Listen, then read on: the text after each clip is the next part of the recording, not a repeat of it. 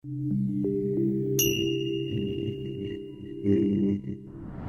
potential we saw in our business, especially serving SMS, was those days, especially on holidays and those festival days, SMS used to get blocked. Why it is so complicated? Like, it should get delivered. What's the reason? And that curiosity led to another. India is a market that grows. It's a very high consumption market. The population was also growing, and mobile subscriber base was also like exploding in that way. I think every year 20-30% growth was happening in the mobile subscriber. Therefore, our business was also growing. Businesses today and even the consumers are spoiled for multiple channels. Today, customers are all over the place, right? From your text inbox to your SMS, email, push. Any business that has to engage with these channels have become very complex in nature. Companies have to invest a lot of time and energy to send out communication, to reach out to their customers. The guest on today's podcast is Aniketh Jain. A well-known name in the startup ecosystem in Bangalore, Aniketh Jain has been a co-founder and CEO at Solutions Infini. Solutions Infini got acquired and now is known as Kalera. He's experienced what every entrepreneur dreams of, that is going on New York Stock Exchange and listing his company. Let's listen into his exciting journey where he's begun his second innings with entrepreneurship with Fyno. I'm really excited about this. Let's listen in. Hi, welcome to Uwacha. Thank you for your time. At Uwacha, we plan to have conversations and unbox patterns through that and unleash some fresh perspectives that can help all of us in a community to look at unaddressed challenges and focus our attention towards such. So Aniketh, thank you so much for your time, and I look forward to the conversation. Thank you. Thank you for having me. Savin, would be great for you to give us a small introduction about Aniketh. Great. So Aniketh is the founder of this organization called Fyno. And I've known Aniketh in a similar setup. We met for a radio interview. And fortunately, Aniketh has been kind enough to be in touch. So we keep talking to each other every now and then. Some new ideas come in. I give him a call. And I think last I spoke to him in Jan when we were doing our Innovate program. So I was trying to get some thoughts as to who we can invite and so on. So Aniketh is a very well-known person in the startup ecosystem in Bangalore. A very successful exit he got for his last organization called Kalera. And he's now building the next big thing in Bangalore. Hopefully. So, no, I'm sure. So thank you for giving us your time, Aniketh. And like Shubhanga said, our aim is to have conversations. Through conversations, understand your journey and also probably learn from it. Especially all our listeners on the podcast will be looking forward to learning something through your journey. So that's the idea behind. So let's start from the beginning. Where did you study? What's your background? And how was life very early on? Yeah, I think I've born and brought up in not Bangalore, but in a small place called Jainagar in Bangalore. Jainagar is a big place in Bangalore. Do you know at one point, apparently, Jainagar was the biggest suburb in Asia or something like that? I remember. A lot of people still tell that it's one of the biggest. It's still like one of the biggest planned suburbs. But because you've been there all your life, it's seemingly small. Like smaller, so do you want to restart? No, I'll probably start from... I lived all my life in Jainagar. Especially my growing up days were like multiple blocks of Jainagar. My grandfather had a small shop in Jainagar. He started like 40 years ago. A shop in Jainagar. He moved when he was like 13 years old, moved into Bangalore, worked in multiple places, finally ended up creating his own business. My grandfather started his business called which is into retail shirting shop. So if you want to get a suit or a pant or a trouser to be stitched, so that's the shop. It's still there? It's still there. In Jainagar? It's still there. What is it called? It's known as Vandanas. So typically, the Marwadi family would typically have the shop name in their daughter's name. So one of my bua or my grandfather's daughter was Vanita. So Vandanas was the shop and it still exists. It's right in the center of Jainagar complex, 4th block complex. Oh, really? Janta Bazaar opposite. So if you can just go, you will find today. It was back then one shop. Today they have 2 shops. So now my uncle, who runs it? My uncle runs it. My dad had 3 brothers. So the other 2 brothers have started a shop 30 years ago in DVG Road. Yeah. Again, very close to Jainagar. So that's the family I come from. So you've been in Bangalore all your life? All my life in Bangalore, studied in Bangalore. Jain in College, Jayanagar. right? And so I did my schooling in a very local school in Jayanagar. After that, went on to study in Jain College. I was a commerce graduate. I did my commerce in +1 and +2, and then went on to do a computer science undergraduate course in Jain College again. Spent good 3 years there in a different campus, which is GC Road campus, near Town Hall, if you know that place. So you didn't have an MBA of sorts? No, a formal MBA? No, I think my Upbringing had it. I mean, So they say MBA also stands for Marwadi Business Administration. Yeah. So you come from a Marwadi family. True. I can tell you that I completely agree, because look, very early on in life, in Marwadi community, in our business, let people tell that yaar tumhare khoon mein hai, the running business, right? It's in your DNA. And how does it happen really? I'll tell you. As you're growing up, one of the fundamental principles of our family is that if you have some free time, you just come to the shop and spend some time there. You will learn something. And I would not be treated as some like, kya bolte wo, not like some Prince. owner of, yeah. owner's family. And so you can sit in the shop and I'm supposed to do all the regular work of a staff that he does, right? Right from cleaning, sweeping, getting coffee for the staff, getting coffee for the customer, talking to customer, invoicing, everything. Oh, so you did all of this all of that I did, at, right? at Vandana's? At Vandana's. Oh. At a very early age. I would say probably I was like 12 years old. So I would like finish school at 4:30 and come home, get freshen up probably at 6:30 till 8:30, 9 o'clock I would go to Every day? Every day. And some of the, especially on Sundays and Saturdays, I have to give my full day. Like if I have nothing to do, they'll say you will not do anything with playing and all. Don't play. Just come and come to the shop. At least you will make some money. You will understand the value of money. Right. So a lot of that came through that journey of and very early on. See, look, you've imbibed very early on. So business, you pretty much know how to talk to, like, you're exposed to customers. You know what kind of customers come. There are different customers. Some customers will like it the first 2-3 choices that you throw at them. Some customers might not like it. So you have to like impress them, saying, what do you want? What's your taste? What's your budget? So all of those learning has happened through that exposure, right, at a shop. And a lot of that came through that experience. And so after your commerce, was it like a natural choice for you to kind of start something on your own, or did you work? No, it was not a natural choice. I'd got a job through a campus. After being in a family business surrounding, you will realize, yaar, ye bahut boring hai. Same cheese, you're doing it for over the, especially in the college. I started spending a lot of time in my shop, especially because my college would get over at 11:30 and I would spend like the whole day there. It became, at that point, it started burning out. And I said, no, I don't want to do this Monday to Sunday every day. Like 365 days, pretty much you have to be at shop. Imagine you're shutting a shop for a day, you don't make money on that particular day, right? So I decided to explore myself in a corporate setup. I like this way. And I also picked up a very interest early on in computers as I was growing up. So computers was something my interest, and then I did a bachelor's in computer application, finished 3 years, and I looked for a job. I got a campus placement. This was in 2008 and 9. It was probably the most, I would say, down periods of the recession. Everybody was, as a country, we were facing through a lot of those problems, right? Jobs, people are not getting jobs because of whatever happened in the US. The subprime Brothers, there was a lot of impact. Unlike in it today, the impact is not that much. Right? India. The dependency is not that much. Not that much, right? Those days it was a lot. So I got a job, and then this large MNC kind of was not responsive. So I finished my college, and I was like writing to them, emailing them, saying, hey, when should I join? And they were cold silence. So I was getting restless and impatient. So me and my other partner, Ashish, who was the co-founder with me in my first startup, we had worked in college together in multiple projects together. And we ended up saying, okay, forget this.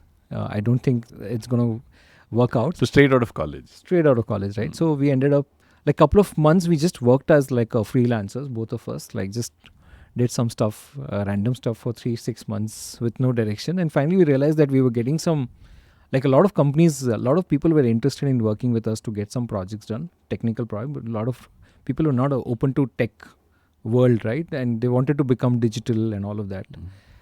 So we said, okay, great, we'll create our own company, and we formalized the company and started off straight out of college. And what was your first product?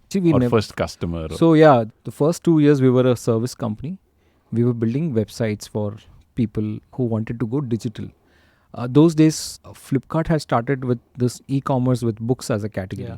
And everybody realized that if books can become such a big, popular business, there's an opportunity in other categories. Like, for example, flowers. I think one of our customers wanted to sell car accessories online. So typically you can buy alloy wheels and yeah, I mean, it's so out of the world idea. I mean, but we built a website for them. So, and somebody wanted to build. Did they sell much? Because No, I mean, it didn't do because well. I don't know if you'll buy alloys and then you have to fit it. No, on you your- buy and obviously they'll fulfill, but yeah, it didn't do well. I mean, Yeah. this was a more, I would say, it didn't do well. But yeah, there's something that we started. We built something called Flowers website online where you can place an order on for gifting and all of that for flowers. That did well, but it crashed. The owner was not very committed to the business. They just like an experiment started this, didn't go anywhere. So we built like a bunch of these websites those days. So it was like a typical website, tech company. Typical service company. Obviously, we had no clue what direction we are heading to. But one led to the other. So we started with the service. We realized that in service, we have to the idea for our product came only after spending 18 months. We came up with this SMS concept saying, if you have a website and there is a contact us form, it should be a nice way to send, hey, thank you, we've got your request. Somebody will talk to you in next 24 hours. So that's how the idea for SMS actually came. We ended up building our own platform and started focusing and scaling on that platform. So it was built in like a plug-in add-on. It was originally built in as a plugin. We were selling that as a feature to all our customers, saying you can have SMS embedded and all of that. In 18 months, we ended up building about 200 odd websites with a small team of 20-25 people. So I was mostly customer facing. I would go get customers. I would sign up on Just Dial. So, Just Dial had this platform where it would connect the buyer and seller. So if we are selling website services, there would be a buyer who would come on Just Dial and say, I'm looking for website, and I would get that lead and I would reach out to customer, and obviously it was very competitive and all of that back then as well, but still we would manage to prove our point with quality and say, we are young guys, we'll deliver it and all of that. So that's how actually it started. This with was that in idea. 2008. Late 2008, 2009 we formalized the company. Mid 2008 I finished my college. So mid-finished college, then late started this service company. 2009 we finalized. So the name was the same, Solution Infinity from day one. It was the same, yeah. Solutions Infinity was the name that we started out. We formalized, those days it was not like one window to create a company. It would be like 30-40 days process. It would, if you're setting up a private limited company. I don't know if it's not, I think it's still the same. It's still the same, but half the time maybe, it's reduced right now. But those days it would take at least it took us, I remember it took 2 months at least to get a company registered. A lot of that went back and forth and we could not get the name and all of that, a lot of circus around that. But finally we got it, yeah. But it's a lot more simplified, I would say, right now. So I think a lot of product organizations talk about it, right? That don't be far and wide. It's good to go to a niche and find a specific problem and build something around it. I think you had a first-hand experience of doing that. You went very wide up front, trying to say we'll build anything you want versus, okay, we'll just focus on SMS. Yeah. And then when did you realize that it had such a huge potential scalability-wise? There were 2-3 factors to that, right? When did we the potential we saw in our business, in especially serving SMS, was those days there used to be these, especially on holidays and those festival days, SMS used to get blocked, Yeah, I remember. Yeah, so everybody's wishing each other, and nobody's receiving it.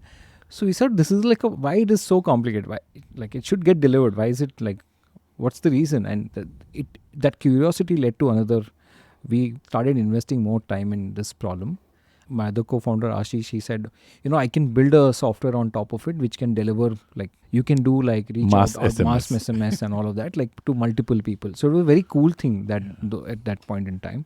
We said, okay, let's try an experiment, and we ended up spamming customers. One of our first customers was it was a lights fitting organization that they wanted to send to 5,000 people and some random customers. So Ashish wrote a logic, he failed to close the loop. So the loop kept going multiple times. So I as a customer, I was receiving same SMS like 50 times, 100 50 times. times. My Yeah. God. Finally, what he had to do is he didn't know what to do. He could not fix it. So he had to switch off the hosting server. He had to just like shut it down because he had no clue what to do with it. That was the Wow. first.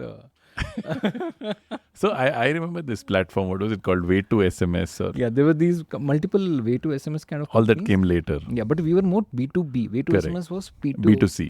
Peer-to-peer. C2C, Yeah, yeah. peer-to-peer. Yeah. We were Yeah, more yeah. business to consumer. I remember one of our Free SMS programs. and I all, think yeah. we Yeah, sent a SMS to everyone and things like that. There Yeah. were a lot of companies back then. But we got a niche for ourselves very early on.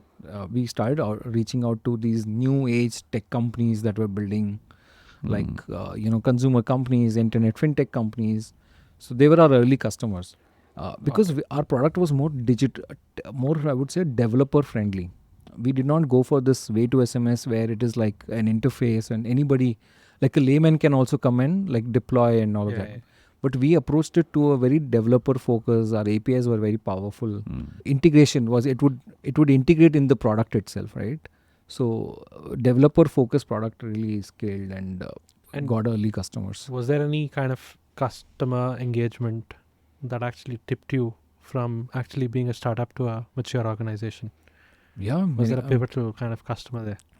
Yeah, some of our customers, I can remember one of our customers actually was a very raised a massive round in India, was providing a point of sale service, had got a very early traction with these large food chains or retail chains. So let's say like Domino's or these KFC kind of, they were also expanding in India. In-store payments. In-store payments, right? These companies were expanding, and this point of sale came up with the loyalty inbuilt in the in-store itself experience, where you would give your mobile number and then there'll be some loyalty associated with it, right? Now, how do you communicate those loyalty? That, hey, you've got a loyalty point on this birthday. So this company was scaling up massively in India and started scaling up globally in newer markets. For example, they were going after Malaysia, Indonesia. The point of sale, what they built, suddenly realized the potential, like it has a global potential. And they came back and said, hey, you're giving me already a SMS gateway for India. Now I want you to provide us an SMS gateway for other countries as well. These kind of customers were like very pivotal in our growth because they kept coming back. We were open to hear feedback, perspective, saying we need to solve problems for them specifically, and if we can focus and solve for them, then obviously there's a bigger opportunity that we'll get some other customers as well. And I mean, we didn't do much. We were just with the right customers who were growing, and that network effect sort of helped us to grow as well. A lot of these food delivery companies, e-commerce companies that were growing back then, they were all digital first, right? They never had offline. Yeah. So wherever there was a digital tech layer, consumption for SMS evolved, OTP, reminder, thank you for payment. Because also when you're coming up with something new, you need to build a bit of a trust and confidence with your customers. So you need to like communicate more and more. often. So for one transaction, I'm sure back then when you would have ordered, you would have got probably 10 times a notification saying the order has been received and the delivery boy is on its way, he's going to deliver, it's been delivered. Like you would get today, probably you'll only get like fewer communication, but back then you would get like a lot more. Like what was the peak transaction throughputs that your platform was seeing? Lovely. Interesting. So our business scaled from like zero, obviously from 2011, from just doing like 1 lakh, 100,000 SMSs a day. Outgoing. And very few customers, handful of like 2 or 3 customers. In 2018, we were processing about 3 billion requests a month. 3 billion requests a month. What do you mean by request? 3 billion outgoing SMS. Yeah. Okay. And Notifications, right? Or outgoing notifications. Of that, we were processing on a daily basis on a peak Diwali, New Year's, on those festive, around those big billion days and those days. We would manage in a day probably 200 million requests, 200 million outgoing SMS. So that was the scale of our system. 200 million. A day. Yeah, I can imagine it Yeah. is.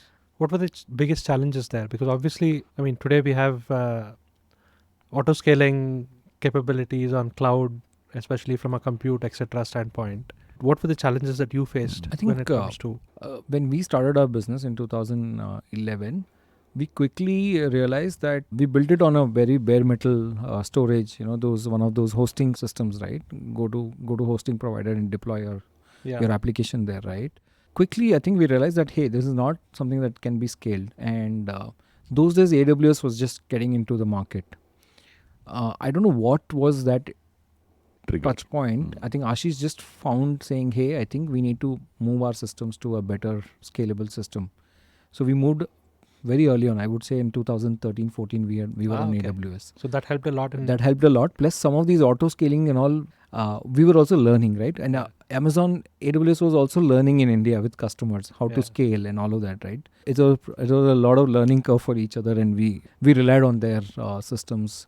The challenge was does that mean we were delivering successfully? No, we were actually there were things that were breaking down. There were systems that were not working. There was a DB issues. There were any crisis that issues. Kind of comes to your mind still? A lot, sorry, a lot of them. Wakes you up, right? Because as I'm speaking, I'm reminded of two instances which I will probably not speak about. In my limited experience as when I was leading product at Oakmont, it kind of still were hair-raising exams. But go ahead. I mean, if there are any such where it was like truly crisis for you. I think one of the biggest crisis that we went through was a Big Billion Day impact, right? We had customers who were gearing up for Big Billion Day, and this was the first time that we got the opportunity to manage this Big Billion Day. We thought we were all prepared and geared up and all of that. The start of the Big Billion Day, on the day first itself, in the first hour of the sale, our platform collapses completely. So what does collapse mean from a customer point of view?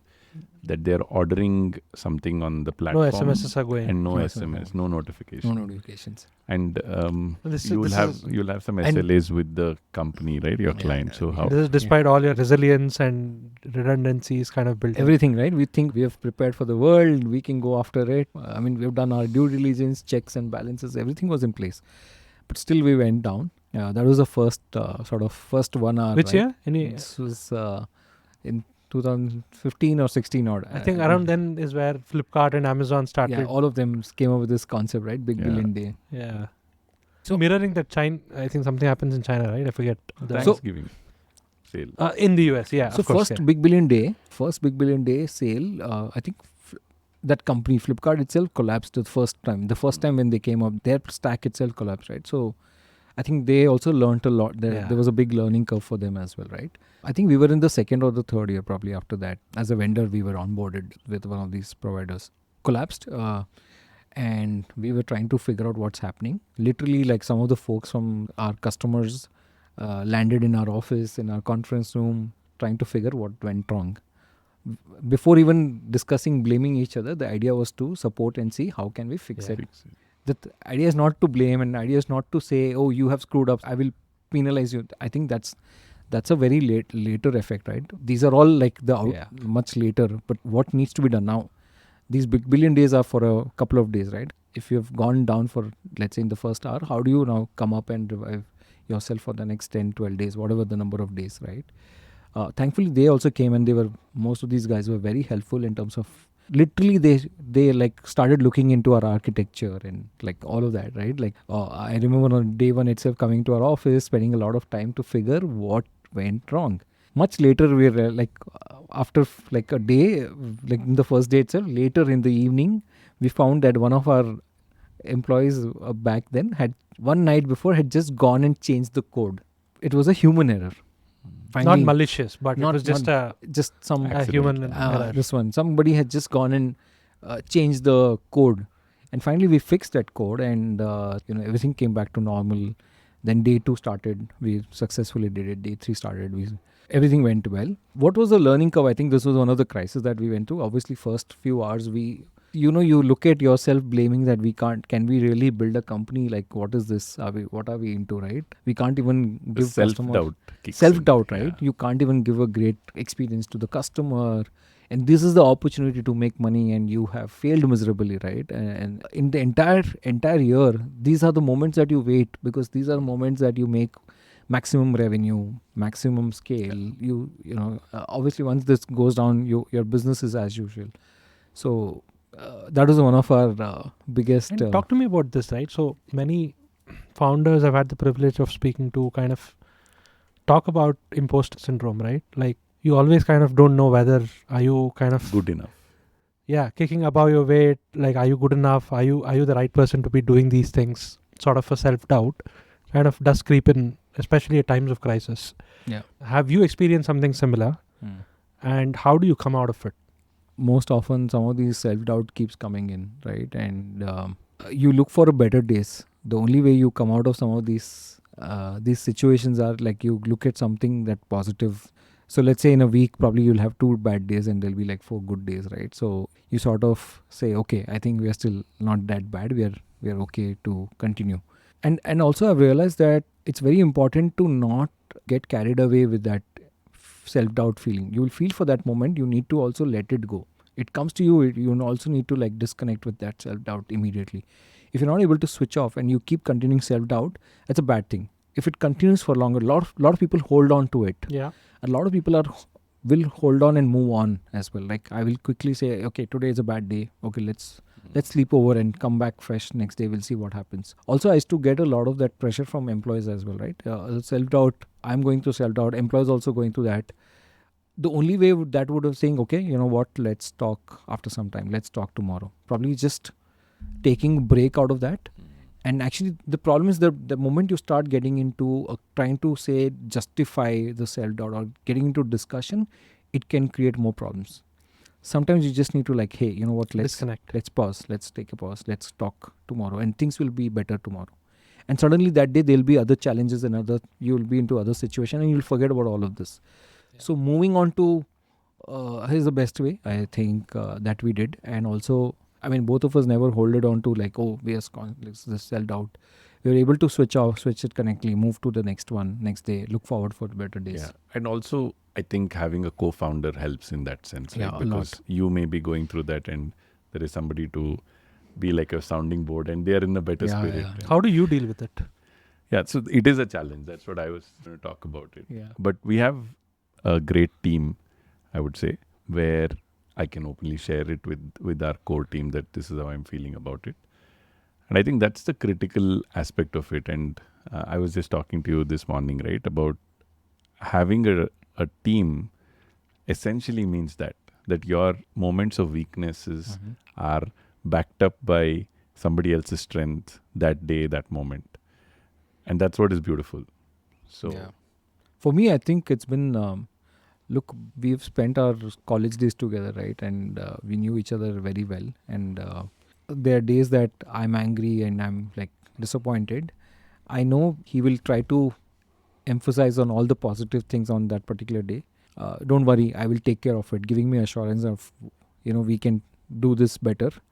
And there've also been days that, hey, look, I'm trying, but it's not happening. What do we do? And just, I think, giving some time off. And there have been days that we both have gone through rough days and just sort of breaking it down, talking about what happened and all of that helps to like, Ashish understood this particular way. I was misunderstanding. And so a lot of that clears the air. In all of this, right, the idea is to not think that one of us are like, don't have the capability. Both of us believe we have capability. Yes, some days we have not done it. So we sort of complement each other. So the best way is to just like discuss it out in a couple of days.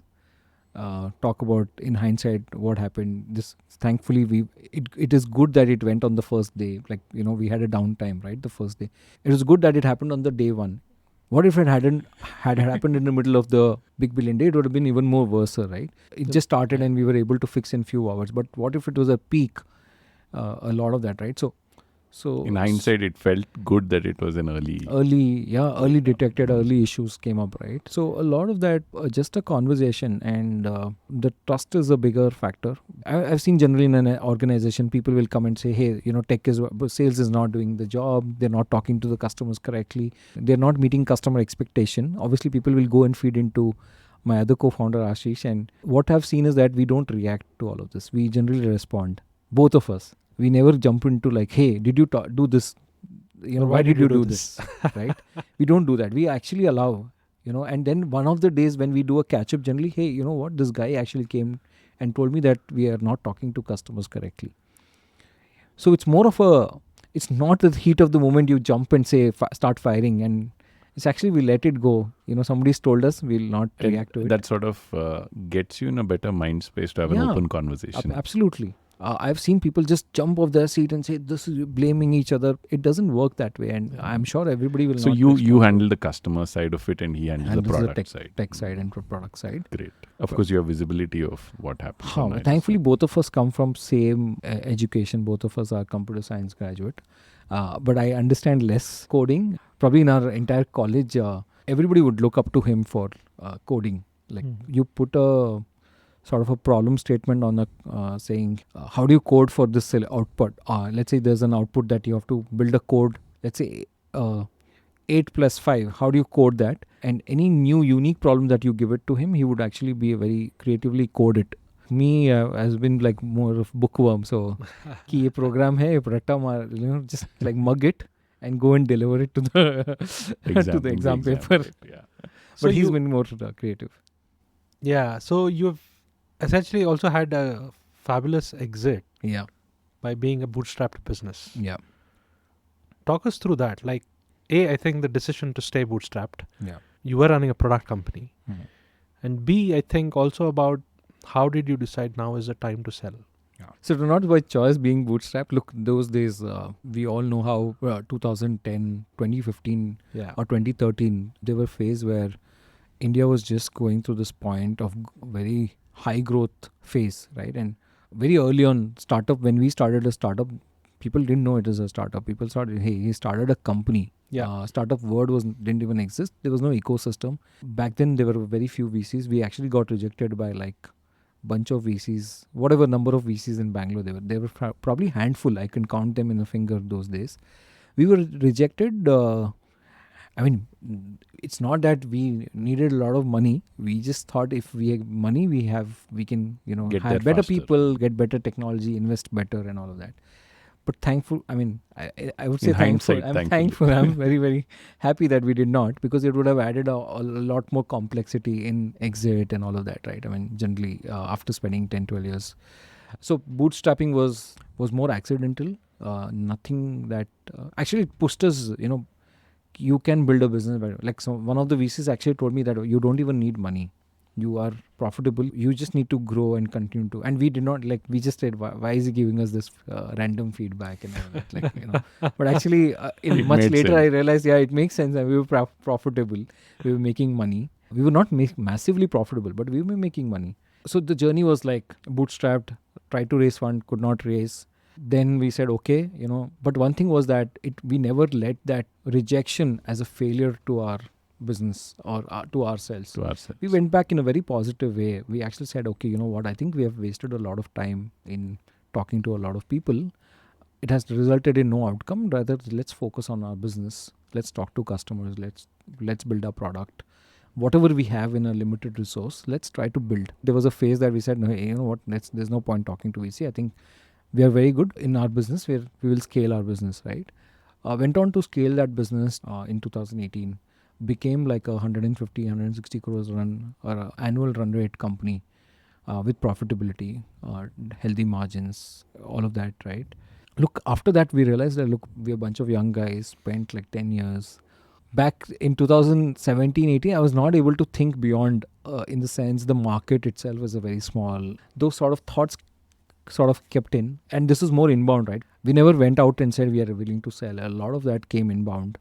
There were offers that came your way. We never had multiple offers. This was a one offer that the offer also came because I used to regularly go to Mobile World Congress that happens in Spain. Barcelona, Spain. Yeah. I've gone probably 6-8 times in my entire. Were you 10, there 12 recently? No, this No, was I another conference. This was another. I was in US. I US, just came right, back yeah. Sunday. Yeah. So I went Mobile World Congress. Every year we would go to explore our cross. It's like a traders meet. So a lot of these companies, like somebody wants to send an SMS in India, would talk to us. If I want to send an SMS in, let's say, Middle East, Yeah. or I would talk to those local. So a lot of these companies would come. Local players would come together in Mobile World Congress and meet each other and say, okay, I have this traffic. What's your price? What's my price? And then say, okay, let's. And you would have benefited from a collaboration. Yeah, we would get obviously, because sitting in India, we would have global connectivity, right? When you talk to customers saying, hey, I can terminate in 190 countries, is a big outcome for a customer. saying, oh, okay, these guys are a very senior player, like a good, solid player. Good reach. Right? So went there for 6-7 times, and in this probably 6th time I got the more inbound saying, hey, what are you guys doing? And I said, we're growing 40% year on year. And this guy was amazed. This person from Italy was really amazed to see that we were growing 40%. Because the market, India is a market Growing. that grows. It's a very high consumption market. Our population was also growing, and mobile subscriber base was also like exploding in that way, right? Every year, I think every year 20-30% growth was happening in the mobile subscriber. Therefore, our business was also growing. And given the fact that he comes from a very different world where even getting 2% growth year on year was like a challenge, was like a lot of effort, he saw that there's an opportunity, and he said, why don't we talk more? And I remember we just signed a small NDA in the conference itself. We got like printout there and signed, and he said, okay, great, let's connect. And he actually came to India for a week. He said, look, we are interested, let's talk. We got some conversation going there and said, and one of the first thing that we met and he said, what's your plan, right? He generally asked, what do you think about your company? I said, look, at one day we want to do IPO someday, and said, yeah, same here, even I want to do IPO. And this guy was like easily in his 50s plus, right? So we resonated with this common theme called IPO, and like he said, even I want to do it, let's do it together, he said. I said, okay, how? But saying is easy, and doing actually together is a lot more. Collaboration is a lot more difficult, right? We started giving a couple of months. So they visited India, we visited them in Italy for a couple of days and figured out a synergy. And that's how our first sort of acquisition sort of happened. They went on to acquire 51% in 2018, and rest of the equity was acquired in 2019 before we got listed. The company did finally get listed. The company finally got listed in 2019, just before COVID, 3 months before COVID. We got listed in New York Stock Exchange. Amazing. Congratulations. Yeah, thank you. That moment is still very fresh, and I have a video as well. I was there on the balcony.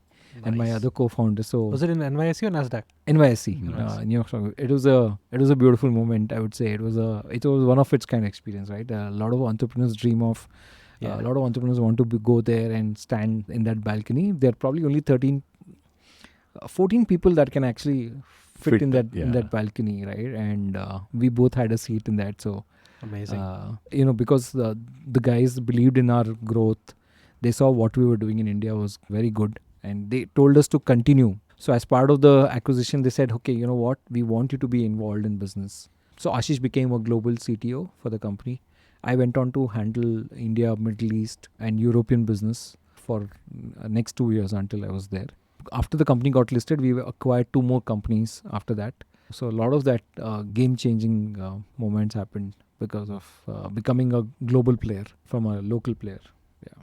Amazing. Thank you. And so what are you doing now then, if you've moved out of? In mid of 2021, we decided that, look, I think the organization has become pretty big. We were like 600-700 people organization. In India?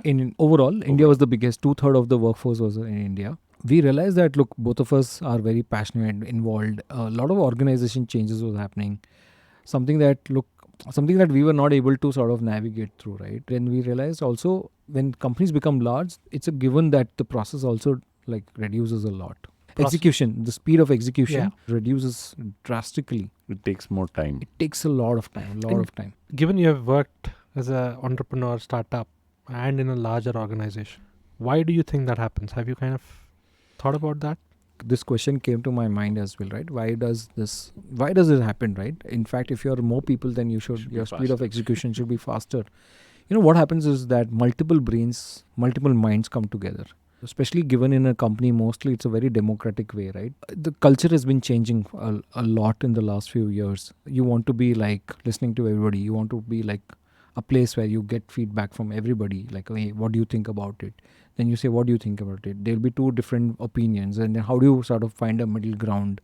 So you invariably get into all of this sort of in circus. essence, you're saying there is more inefficiencies in decision making because more people are involved. More people are involved. And also, probably we can call it getting buying in.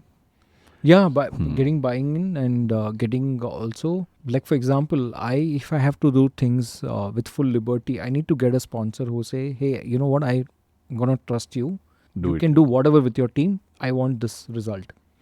But the problem is that doesn't happen also in a cultural mindset, no, we can't Tell them what to we, do. we can't treat our employees like that, or we can't do this. When you're in a fast-paced growth, you have to like try multiple things, fail at it. If this doesn't work, try other things.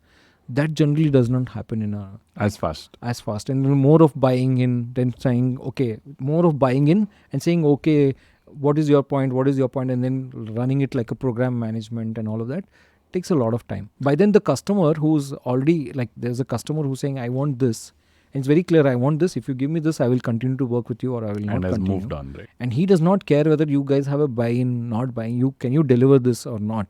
We were not able to see that sort of pace and speed. Both of us built companies with that context. The fundamental premise is that Speed of whatever execution. customer says, I will build. I will hear him and say, oh, hey, you know what, give me like 4 weeks, give me 2 weeks, I will give you something. Or I will say, I will not give you probably all the 4 things, I'll give you 2 or 3 things that you have asked for at least. But you're more customer centric. Yeah. And the speed of execution is basis the customer's needs. Plus, also the other very important factor that in my experience played out was this whole global logic, time zones.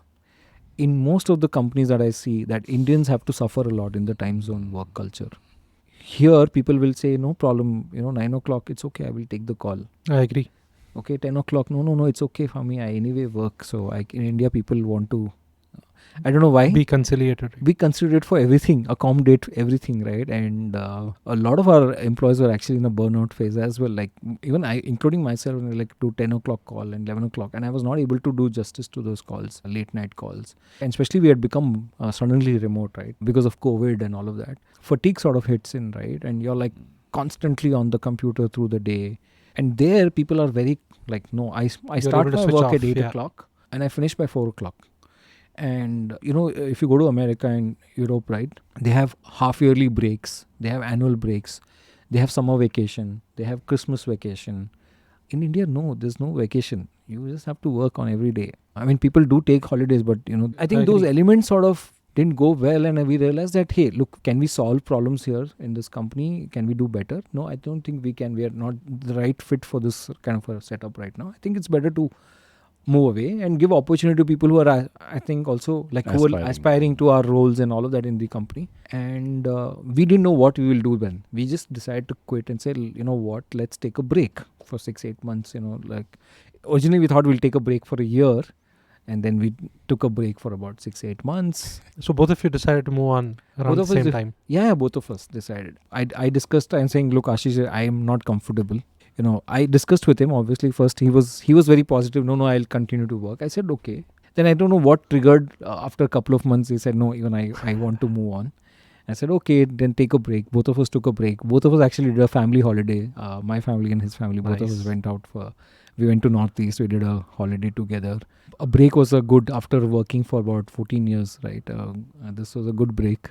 So the 14 years entrepreneurial journey, no break, long break as such. I mean, there were breaks, but not doing anything for 6-8 months, being like jobless. Like that. Yes, it's a fun. I mean, getting up and saying what you're going to do today is like, sometimes it's good. But look, I think this is also in our culture, right? We associate ourselves with work. If I get up morning, I need to be like, hey, get started with work. And that's the mindset that we have been. And in other worlds, probably the mindset is like, hey, people actually take a break. People completely cut off. Like we can't cut off. We will go. If you're going for a hike, probably I'll have my mobile phone active and emails active, and I'll still respond to my customers. But in other countries and other part of the world, you will see that people are just blanket saying, I'm not available. Just the, I think, market, right, and competition, right? Yeah. If you switch off here, there is another person who can easily take your job for all practical purposes. And also, like we've seen, our customers don't appreciate when you say, I want a break.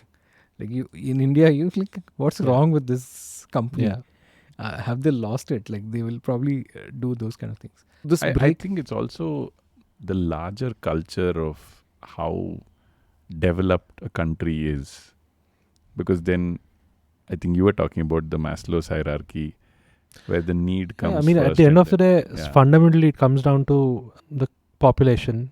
Yeah. And the fact is that there are enough and more people to do the job that you are otherwise doing well. Yeah. And so consequently, if you take a break, then somebody else can easily fill in your shoes. Yeah. I mean, even at a macro level, right? Like, And so yeah, And we- also you become out of context. If you're on a break and somebody takes in your shoe, suddenly the company realize that, hey, yeah. in India at least, they're like, But that's what I see. I mean, at a macro level, that doesn't necessarily mean that I'm a proponent of not taking a break. I take breaks all the time. yeah, And even in fact, when I was in Yes Bank, I used to kind of take at least a 2-week break every year and travel. Okay. So it's also a personal choice, I think. choice, yeah. And it is important for us to kind of make choices which will work for us. There are very close friends of mine who are very happy kind of not taking those long breaks, breaks, and yeah. they are at peace with the kind of work that they do. Okay. They're happy coming on Sundays as well. Yeah. But I think as your life stages kind of evolve, Evolved. you need to kind Things of change, yeah, for sure. be open to kind of newer ways to work. I think Yeah. you need to find your work-life Yeah. balance. True. Yeah, much later I realized that, break is good. I also feel that the whole work being given to India at large from let's say US or UK organizations, that's how the global capability center started building in India, right? So I think there is a mindset that somebody is giving us work from there, Yeah. and we need to put them on a pedestal. Service mindset. Yeah. The service mindset versus, I think now what we are realizing is that we're equal players. Yeah. And I think that's where the maturity also as a culture is coming through, that we are good enough or in certain areas better, yeah. and how we can demonstrate that innovation and technology building mindset that we have in India can be equal or better than a lot of global markets across, right? So I Yeah. think that's going to make us a priority. Absolutely. Otherwise, we were constantly thinking, okay, somebody is asking, we just have to give whatever they're asking. Yeah. Yeah. And I think we're slowly coming out. I just have a follow-up thought. Now, Yeah. when you said that, let's say, getting listed on stock exchange, New York Stock Exchange was a dream, and now that it's fulfilled, like, how do you keep the motivation going at your current organization? Yeah, I mean, similar question I had was like seeing your first million in a sense is always very rewarding. Correct. So how do you keep up the motivation? What motivates you is what we're trying to kind of understand, or what should motivate? How do you go beyond money? And also the fitness thing that you spoke about, right? That the first few years in your entrepreneurial focus was, okay, I'm building this and nothing else is important. Yeah. Versus when you reach, I think, a fairly good financial and otherwise milestone of your dream becoming true, then you're like, oh, I had ignored this, and I need to put this as priority one now, as you said. Yeah. So do you think that shift happened from where it was when you look back? The beauty of all of this is that once you look at this dream and you fulfill that, you feel like you've done and you've achieved it. The problem is that you live it for a few days and then you get back to your usual. The best part was like, if we dreamt, we came back, we were very happy, we were excited, we will like full of energy come back and but you have to still do your boring old job, right? Talk to customers, business, build like internal conflicts, whatever, right? Your business is as usual. I realized that these are all moments that come in your life, but also the reality is that underline is large part of your life will be like routine, boring things that you will do. Like after a point, running becomes like pretty much monotonous, like in the sense what more you can, like you'll probably, in a running, what happens is that you can probably improve your timing a bit faster. You can just do those micro improvements, just live through that phase, right? The general that sense is that why start a business again was from while we were in a break, we were thinking like we'll work on this crazy meta idea and Web3 ideas and all of those cryptos and all of that. But sometimes we realize that, look, we don't know those areas, right? And you should be like comfortable in what you do. And finally, we ended up creating what we are better at it. And it is boring. And then you just have to live through that phase. I don't know if I've answered that question, but... No, it makes sense. So the larger question is the drive of now you're building Fyno. What drives you? What is drives we're trying to that? understand. You could have easily continued on the 6-month vacation to 6 years? probably 6 years as well, right? There was an unaddressed opportunity that what you call resonated with you guys, right? So I think I want to. So yeah. I think after company went public, after spending some time, we realized that we could have done this probably on our own feet. We didn't have to like collaborate. That sense of unaddressed feel is there within ourselves, me and Ashish both. And we feel that, hey, you know what, we can push more. Like I said, we can maybe build a better organization, better company, a better product and better outcome. Probably we just did a half marathon instead of full in the first one. Probably this time we can probably do a full marathon is what the aspiration is. And so what do you do at Fyno now? So we are this middleware that helps. So a middleware to manage all your customer communication channel at a single place. Businesses today and even the consumers are spoiled for multiple channels. Today, customers are all over the place, right? From your text inbox to your SMS, email, push, WhatsApp and all of those, right? They're multiple, and especially in the last few years, the channels have like exploded. Any business that has to engage with these channels have become very complex in nature, in the sense they have to, like, companies have to invest a lot of time and energy in building this middleware to send out communication, to reach out to their customers. What we have done is we have built a full end-to-end middleware. It can manage multiple channels, multiple service provider in a simpler plug-and-play fashion for businesses. What it helps is that companies use our middleware to communicate the customer. Also, customer gets a better experience. So customer does not get bombarded with like same communication 10 places. They get like a unified experience. If the end consumer has done a transaction or done a like specific request, for that specific request, he'll get a specific communication in a specific channel on preferred channel of a customer choice.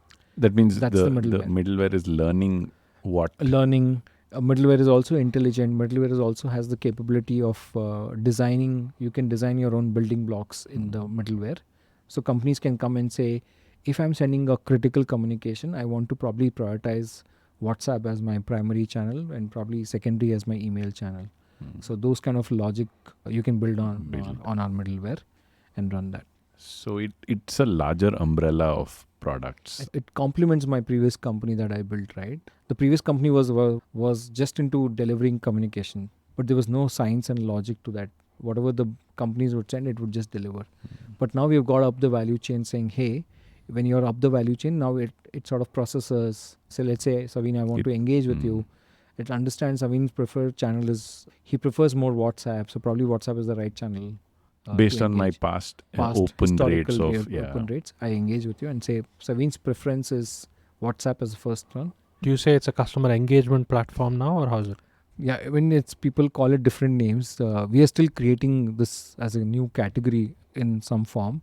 So we are still we are saying it's a customer engagement with middleware.